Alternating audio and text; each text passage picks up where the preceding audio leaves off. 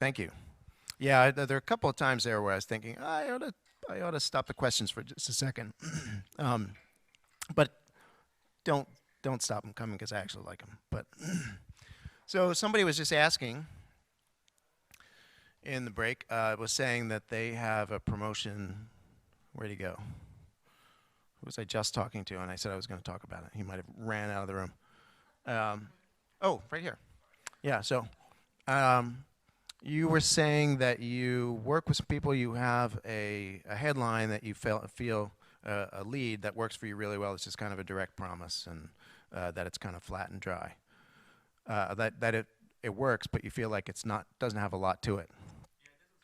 Okay. Okay. The big idea doesn't feel so big. Right. Okay. We will. We will. I promised him we will talk about that when we get to the lead types. But it relates back to something that Todd was talking about yesterday about awareness levels. And what I really liked about what Todd was saying yesterday is that I've been talking about this Gene Schwartz awareness thing myself, and it's part of the Great Leads book. Kind of key to how we figured out what lead types to use. But I hadn't heard it put the way that Todd did yesterday in that pyramid shape, which I thought was really good, where he was saying that you've got a lot of awareness at the, you've got lots and lots of awareness at the top. We'll unpack this a little bit in a second, and very little awareness at the bottom, but at the bottom is a bigger base because there are a lot more people out there who don't know than do know. And you'll see in a second that you're going to pitch one way to people that are very aware. Certain types of leads work for people that are very aware, and certain types of leads are going to work for people that are unaware. And Todd had said yesterday that the ones that you pitch to the unaware tend to work for people up the scale, but not the other way around. That's largely true. Largely true. Although I wouldn't say, I would say there's a nuance I'd like to add to that. Let's put it that way. Okay, so these were the awareness levels that you guys heard yesterday, or that you've read about if you read Gene Schwartz's Breakthrough Advertising. And we don't need to walk through each one of them over again. But the basic idea is that the most aware people pretty much know everything about you, about the product, about themselves and what they want. They are part of your posse. They trust you. They just want to know what you've got. Okay? And then you go all the way to the other extreme. Those people don't know who you are or whether they should trust you. They don't know maybe that there is a product that exists that solves a problem that they have. They may not even know what the problem exactly what it is. It's like the person who gets migraines and has tried every other solution, but they have no idea that it's actually a back problem or something like that. Okay, completely unaware people, or that person, the back person would be in the middle somewhere. But what you mainly want to remember about these people, at least for our perspective here, is that you talk to people differently depending on their awareness levels. Now, for Todd's thing, the nuance that he added yesterday, which I think is important, is that these people at the bottom, they are the hardest people to sell because you got the most work to do to build trust, to inform them about all those things. But most of the people are here. So really good copywriters can write to here. The regular everyday ones can write to there. That's generally how it breaks out. Okay, so let's move into that a little bit more deeply. And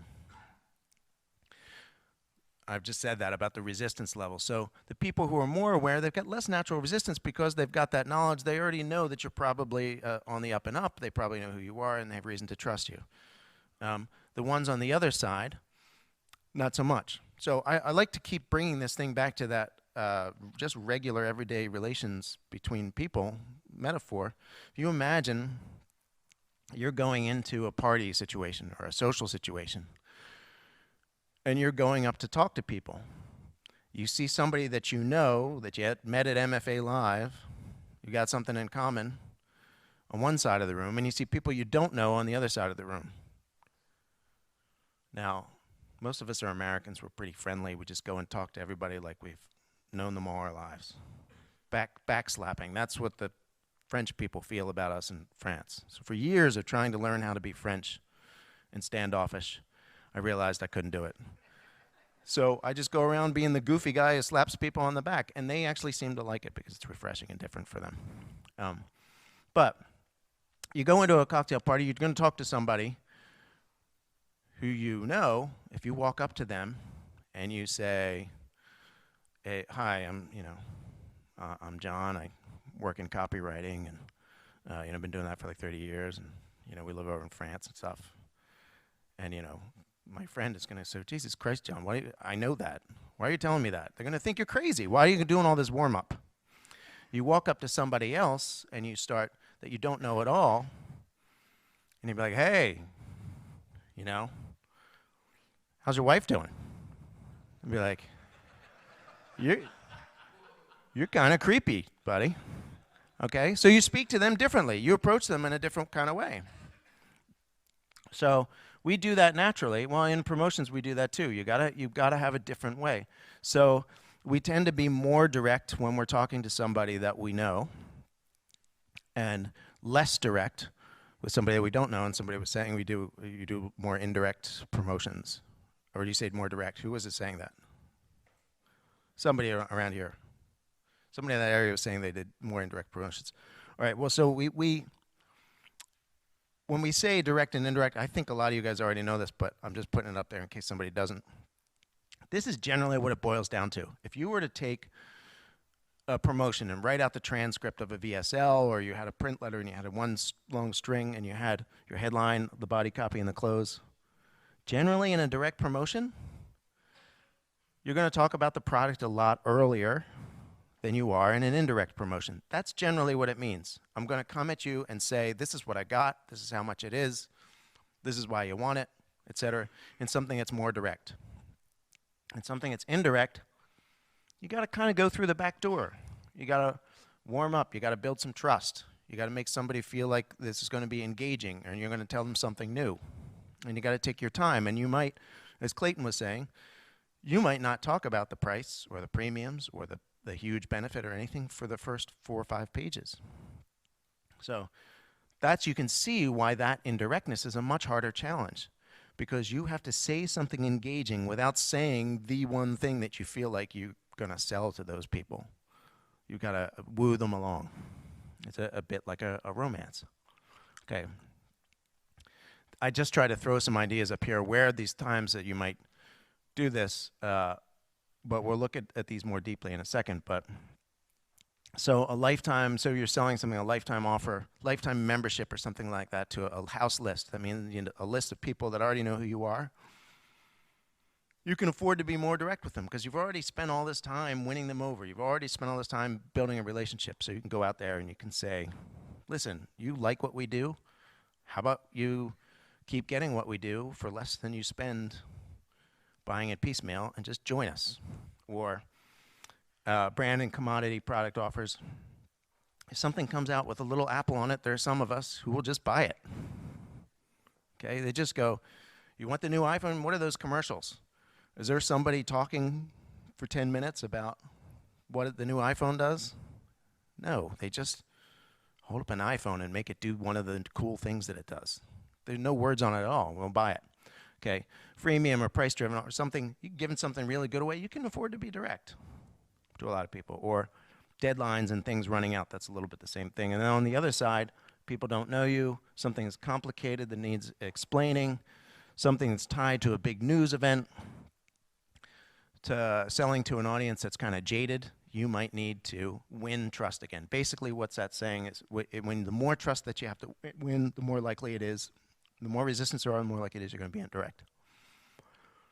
So when I told you that story about Mark and I sitting down and making those piles of different promo types and the 6 types that we came up with, again, these are not the only types. I'm sure you could come to me with some examples of things you feel don't quite fit in one category or the other, or maybe invent a whole new category.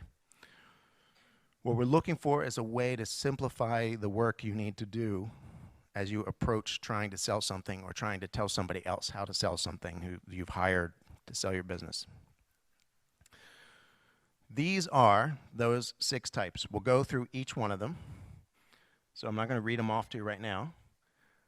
But on this side, these are ones that tend to be more direct pitches, and these are ones that tend to be less direct pitches, and they tend to be ones that you're going to use for those awareness levels.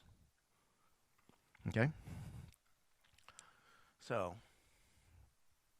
let's go through and talk about the first one. This is for most aware audiences. This is an offer and type invitation lead. And you saw this one earlier. There is an offer of something, a product, right at the top. We know immediately that somebody is coming to us to give something away. This pitch went out to people who weren't necessarily part of a house list. They didn't necessarily know who Laissez-Faire was, but we knew that we only wanted them to sign up for a $49 subscription. And we felt like this book, the big book of free, was such a big, immediate, appealing idea, and we could give it away free to them, that we went right out with the offer, right up front. And it worked. Worked just fine. Okay, so here's another one.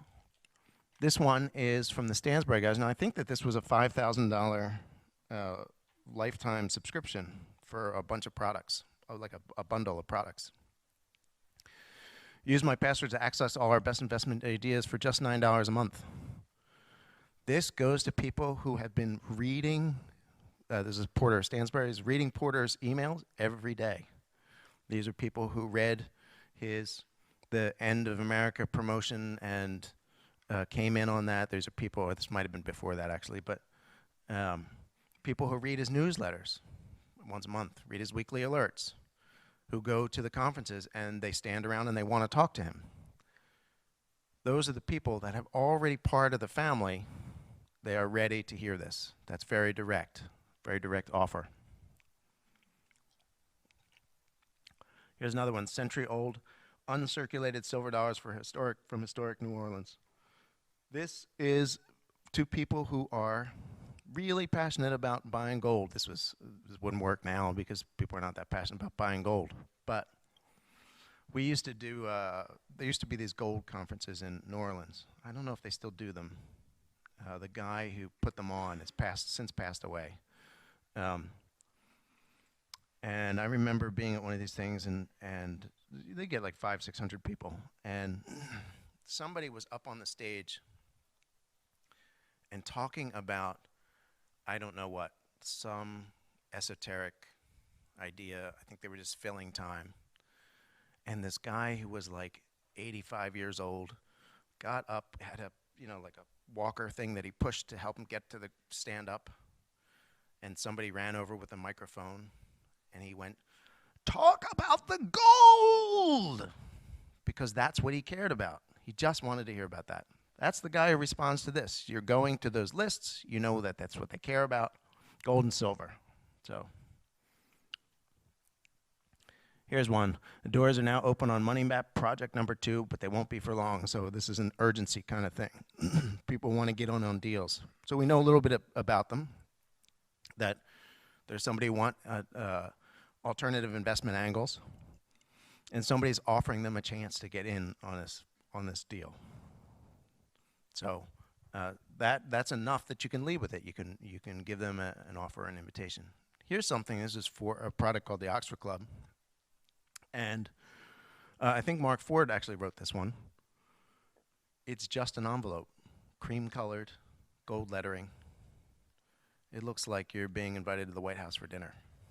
So that's out for people who what? What are they aware of? The most part of they're aware of is that feeling of I am elite. I want to be part of this elite group, and that's what that plugs into.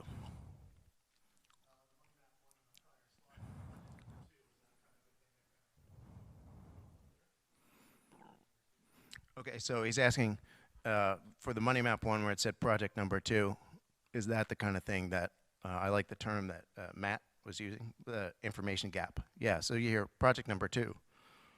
Well, immediately somewhere in your mind is going, what happened to project number 1?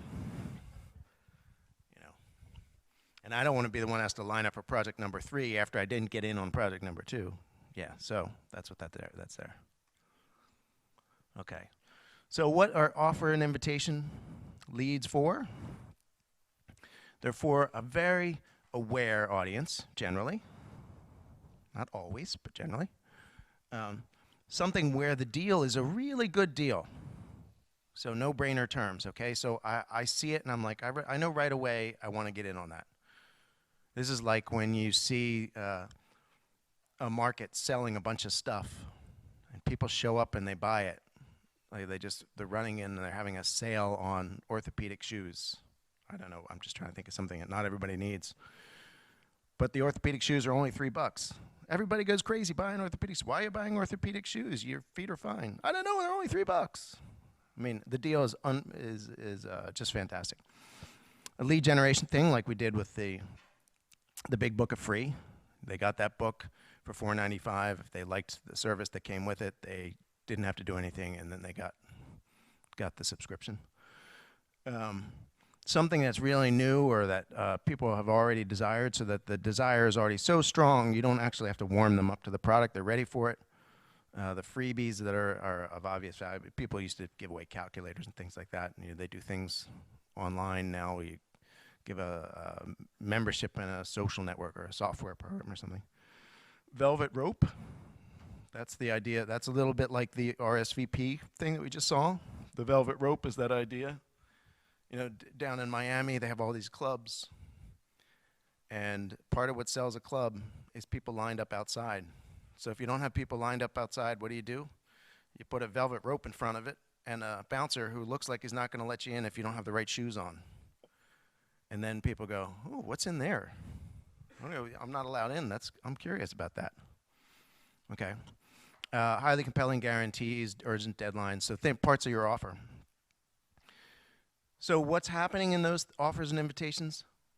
You're almost always in those, no matter who it is that you're selling to or what it is that you're selling, if it's got the deadline or if it's an audience that you're selling because they're very aware of themselves or very aware of your product, you are putting that offer somewhere up front. You are naming it. So it's not a rule that you can never say that up in the front where you can't divulge that you have a product. But when you do that, you just need to be aware that whatever it is that you're doing is something that people are trusting, aware enough at some level, in some way, that when you say it, they're not going to be put off by the fact that they're selling something. Is there a point where you combine too many of those? Well, this is not a list, I think, like an add-up kind of list where you're trying to combine it. This is like many different situations. These are alternatives. So this is not a checklist for everyone. It's like, do I fit into one of those categories or two of those categories or maybe a little bit more? Is it possible to put some of them together, some of them together, and still be effective? Well, sure. I guess if you have something that's free to give away and you want to do a lead generation pitch, sure. Or you have a really great deal, then you might put all three of those together. If you're going to offer a velvet rope access thing and also a freemium, it kind of runs, this is an exclusive club. And if you come in, you'll get a free flashlight. It kind of, mixes together. Okay, direct promise. Direct promise, and you were the one we were just asking about this direct promise about office space. That is a direct promise. This one and the next one are like if you're students of advertising, if you go on that info marketing blog that I mentioned where they have lots of great old classic ads and you see those things that used to be in newspapers or those kinds, or a lot of Gene Schwartz ads and things like that. Info marketing, and I think it's .com, but if you type in info marketing, all one word, it'll show up. A lot of good old classic stuff. And a lot of those old ads were this. They were direct promises, or the next one that we'll talk about, problems and solutions. That's what people did. That's what advertising used to be. A little more difficult now, but here's an old one. You can now command your body to melt away fat. Okay, there's intrigue there because what that phrase is a little bit curious. but you can now command your body. It's a direct promise. I'm just promising somebody you can command your body to melt away fat. There are definitely other psychological elements that are at work there. Um, I wish I could read the rest of you because I don't want you to think we're just talking about headlines. The leads going on, I'll always elaborate on these headlines, but for three or 400 words. But a direct promise here. Here's another one. Shed fat, pack on muscle, and power up your sex life. So power threes, mentioning things in threes. Power for anti-aging secrets. Okay, so just direct promises. You have a question on the last one? Okay, so power of one. Does this violate the power of one? What is this headline about? Okay, the one, you could make an argument that this violates the power of one because I'm like, well, which one is it? Am I shedding fat? Packing on, is it about getting more muscular or having a better sex life? Although, you also could argue on the other side, a guy could be like, well, if I were slimmer or stronger, I'd probably have a better sex life. Or if I can get a better sex life, I don't really care about any of those other things. It depends on the guy you're talking to. But really, this is about somebody becoming more that idea of confident and masculine. Masculine leading to confidence or confidence, whatever. And all the women are psychoanalyzing us now in the room. Yes, this is how high our elevation goes. This is it. Oop. Okay, that last one, retirement plan B. A couple different things are at work here, but without doing a single moment's work, you can now legally sneak onto the payroll of nearly 1,000 of America's best companies and collect a regular Plan B pension check as often as 15 days. And this could actually go in another category that I'm going to show you later because it invents a term, so it could fit in this secrets category. But the basic idea that this is promising retirement income. So that's a kind of a direct promise. That's all that beginning is about. It spells out how much you can make, how much the checks are.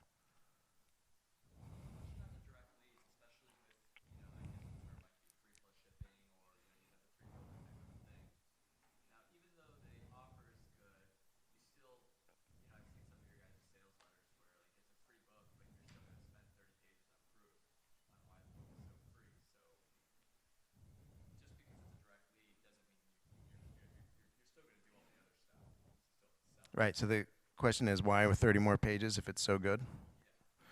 Because I still need to prove that what's going to be inside is what's inside. What I'm trying to do in the lead is just get the people to that point. Remember, say, okay, tell me more.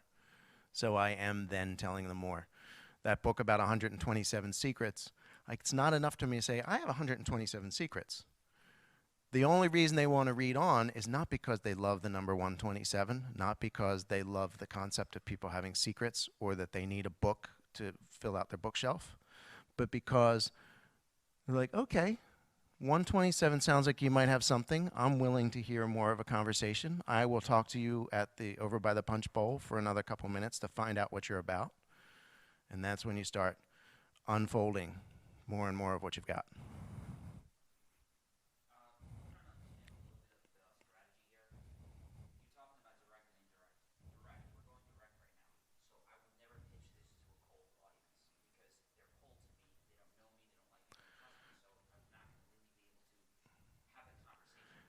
Generally, yes. Generally, yes. This is part of that economist in the thing with theory. I can't say it as a rule because certainly, for instance, that big book of free did work to relatively cold audiences.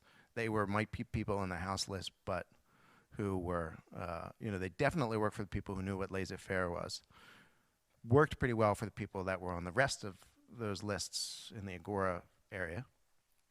But it did also work to cold lists outside. And as Todd said yesterday, that's where the numbers are. That's where when you scale up, that's the one that you want to approach. Well, how did that one work if those people were cold? Because they were aware of something else. There's some element of awareness that they have about one of those, ticking through those secrets or getting something free is enough to get them to that point where they start reading those bullets. And then when you get to those bullets, they're like, that's a problem I have. Or that's a desire I have. That's something I want to do. Okay, so that's the key. Okay. When I put these checklists up there, do you want me to leave them, or do you want me to say that I'll give the slides to Todd and I can just send them to you? I think that's better. Okay. I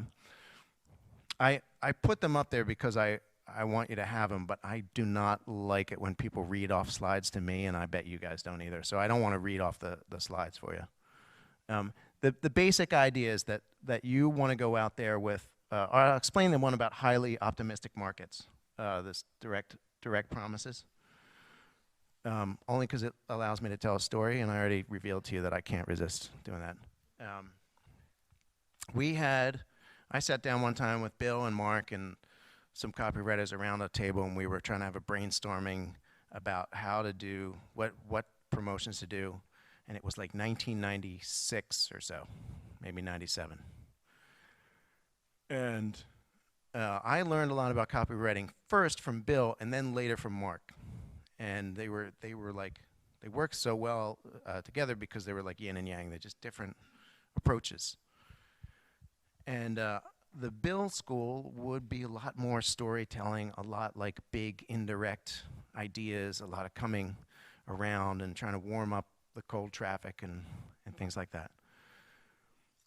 And we had all these, we'd been sitting there just kind of insufferably talking about, what if we did a thing about the real internet economy and talked about how the internet was going to destroy, this is something we said in 96, said, this is going to destroy mom and pop retailers, it's going to ruin bookstores and record stores and all this other stuff before any of this stuff had come along. And we did actually write that promotion, and it didn't work. It was a pretty good promotion, but it didn't work. And it talked about innovation, and the reason that we got stirrups and coffee was because of the Ottoman Empire and the Turks and all this. It went all over the place. A lot of fun to write, but it didn't work. And Mark said, look, this is what our competitors are selling. I just want you to read this headline. What does that say? It says, make 292% in 3 weeks. What's this one say? Turn 10,000 into $1 million in a month. What's this one say? Triple your money in 2 days. Every single promotion was out like that. Everything was a direct promise. You could not put a promotion out with that kind of headline on it in 1996 and 97 because the internet boom was going on and on. So highly optimistic markets, they'll respond to promises like that. The question that I was asked in the break about the flat headline, it was something about office space. What was that headline?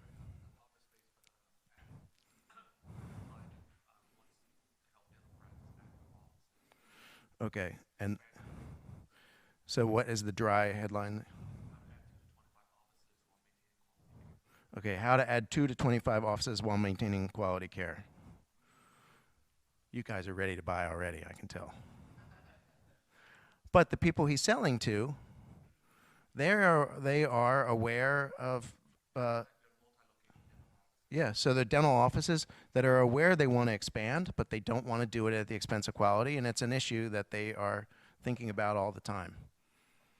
So when you say that to them, it's like, I was just asking myself that question last night when I was staring at the ceiling, or whenever they ask that question. So they're very aware of it.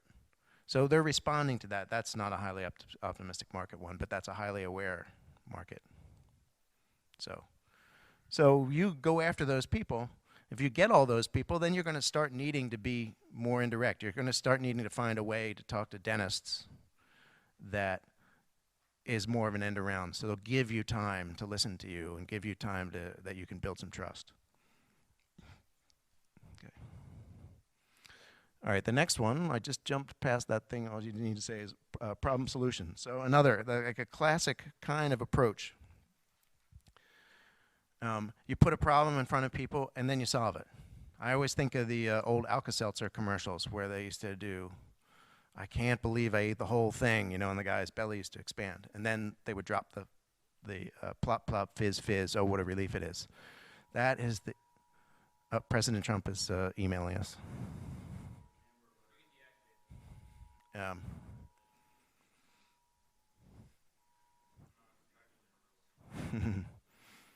Um, there's a flood coming?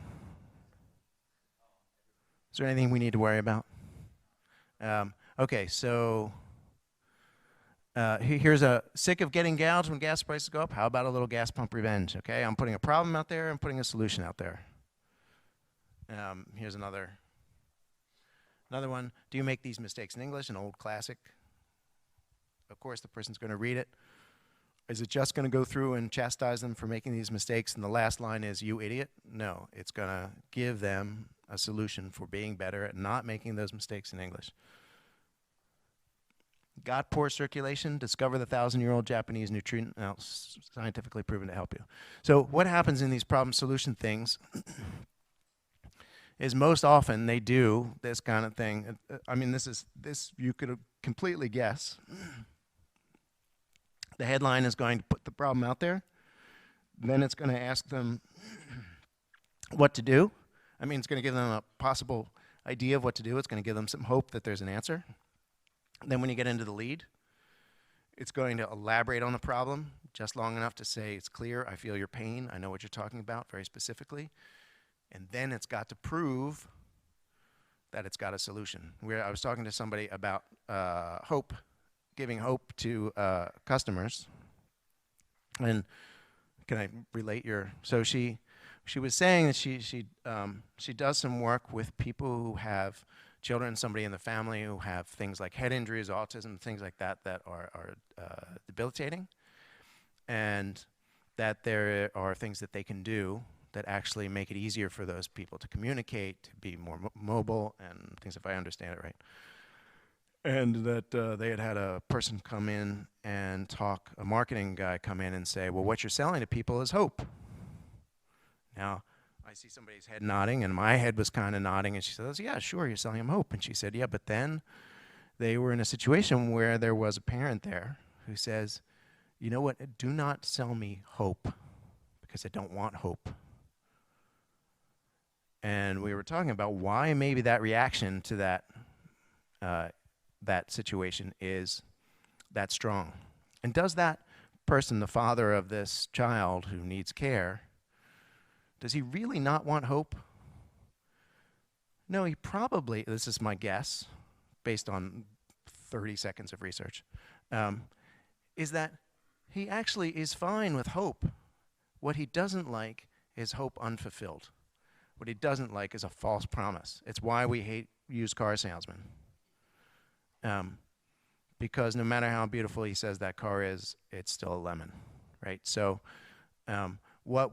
when you do this problem solution thing, so the problem, you're just setting it up to make them feel that you understand what the problem is, and then most of the promotion is proof that the solution works, which is why a lot of those problem solution things are a lot of people who saying a lot of examples of either I was like you and now I'm not, or this person was like you and now they're not.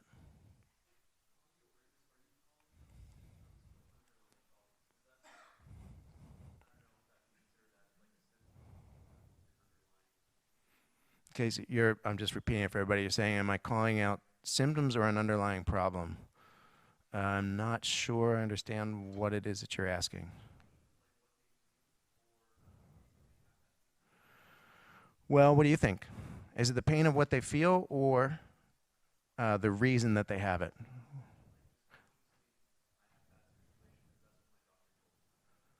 What do you guys think? Yeah, this goes back to what we were talking about the feelings, the emotions. It doesn't, if you start with the reason why you're having it, then you've got a couple layers and you've got to teach them. This is the reason why you're having that thing that you're having. But if you talk about the feeling that they have it, so got poor circulation, I guess there, if I don't want to start rewriting the promotion up here, but if there was an even more direct way to say, because poor circulation sounds like a clinical term, doesn't it? So there's probably an even better way, better to say, worried about constant leg cramps, or something else. I know if you could find a way to make it even more directly about what they feel day to day before they even go see their doctor. Right. Um, you can. I think that I actually have this. Yeah, something like that. I think I have this on another slide, or wanted to say it on another one, but I can't remember which one it is. So I'll just say it now. It's a little bit like, think of it like a Google test. What would you Google if you had the problem? I had a constant cough this summer. The constant cough that I had turned out to be something related to reflux, um, like a silent reflux. I had no idea really what that was. But when I went on to Google it, what did I Google? I Googled stuff. How come you have a chronic cough? And then I went off on pages saying, do you have cancer of the larynx, or all this other stuff? Am I going to die? And I looked sufficiently worried enough that my wife said, "Go see the doctor," and then, etc.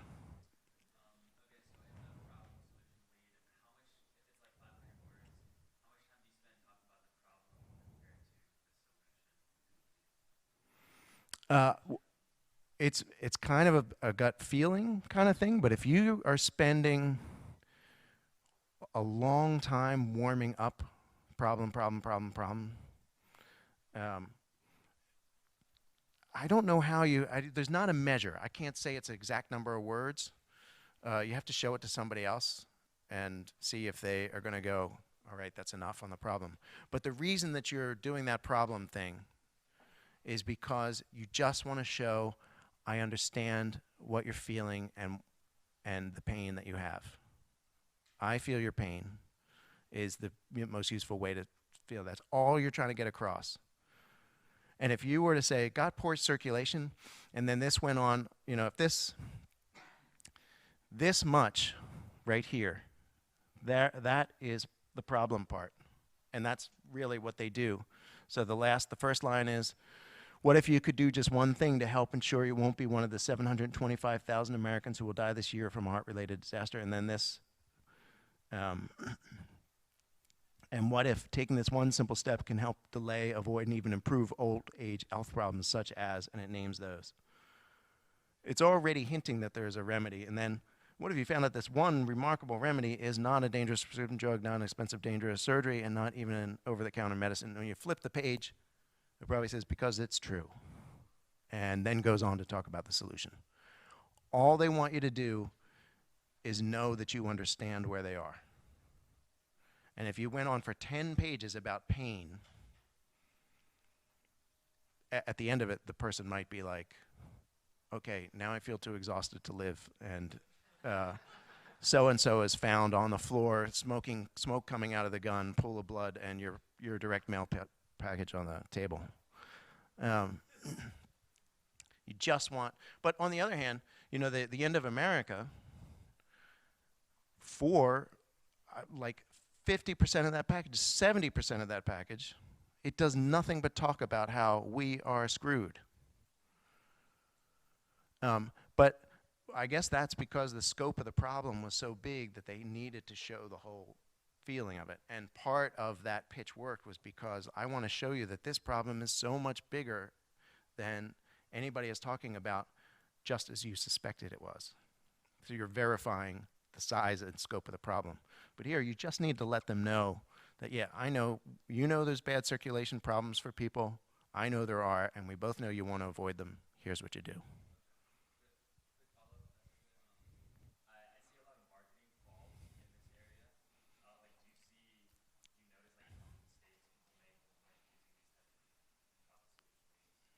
Identifying the wrong problem, identifying the same problem that everybody else identifies in the same way, and not offering a new solution that's different.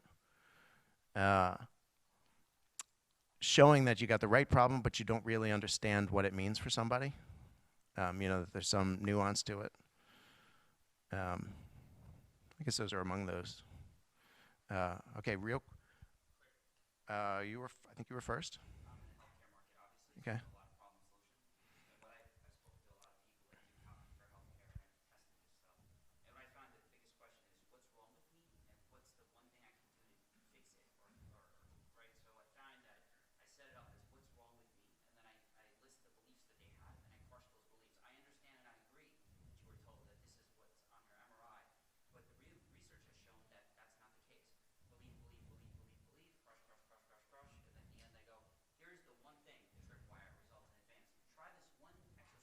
Right. So debunking, either debunking a myth. So you're saying he's saying he works in the healthcare industry, and what did you say the two were?